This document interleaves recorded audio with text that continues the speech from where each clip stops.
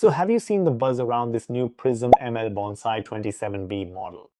It's based on Qwen 3.6. There's a lot of talk about how it's supposedly the first 27 billion parameter class model that can actually run on a phone, specifically an iPhone 17 Pro. The company behind it, Prism ML, is a spin-off from Caltech, and they are using these specialized mathematical techniques to shrink models down. We are talking about compressing a 54 gigabyte model to under 4 gigabytes. Now, you have to look at the technical side of this. They aren't doing standard quantization, which usually just trims weights and causes a massive performance hit. Instead, they're using something they call a ternary or one-bit approach, which is more of a quantization-aware training or QAT process. The idea is that instead of shrinking the model after the fact, the model is fine-tuned while knowing it is going to be compressed. A simple example is if you are a person who uses a high-precision digital kitchen scale to weigh your food down to the exact gram, but you know you are about to go traveling and won't have your digital scale. You will only have a spare protein scoop. So in the kitchen, you calculate your rice content, put that in the scoop, and put a mark around the scoop. Now you will have an almost similar amount of macros while traveling. Now, QAT is Google IP, so here Prism ML describes it as a proprietary post-training quantization technique or compression method, and it's a Caltech IP. Who knows? Maybe it is different, but one thing is clear.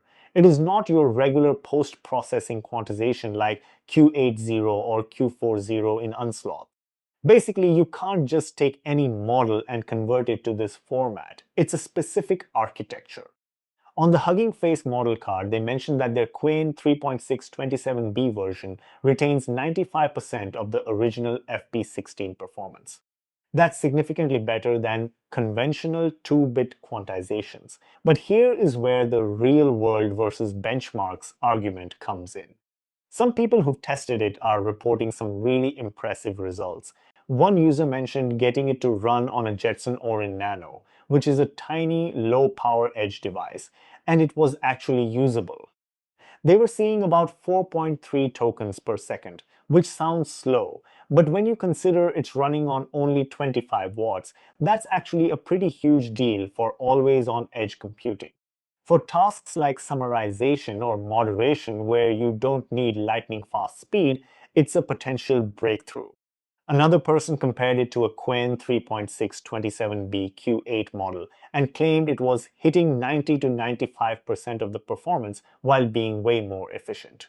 However, especially in the LLM community, not everyone is going to get impressed so easily. There is always going to be some vocal group that is always skeptical. They call it glazing or astroturfing because for every person saying it's amazing, there's someone else saying it's completely lobotomized. Some users reported that it struggles with basic coding tasks, constantly falling into loops, or that it completely breaks down when you switch to languages other than English. Like when one person tried using Dutch, and it just started spitting out gibberish in 5 different languages. A big part of the technical frustration seems to be with the implementation. If you're just running it on standard Llama CPP without their custom Llama CPP fork, then it wouldn't flash an error. But instead, the model basically unpacks those tiny weights back into 8-bit for the math, and you lose all the efficiency benefits.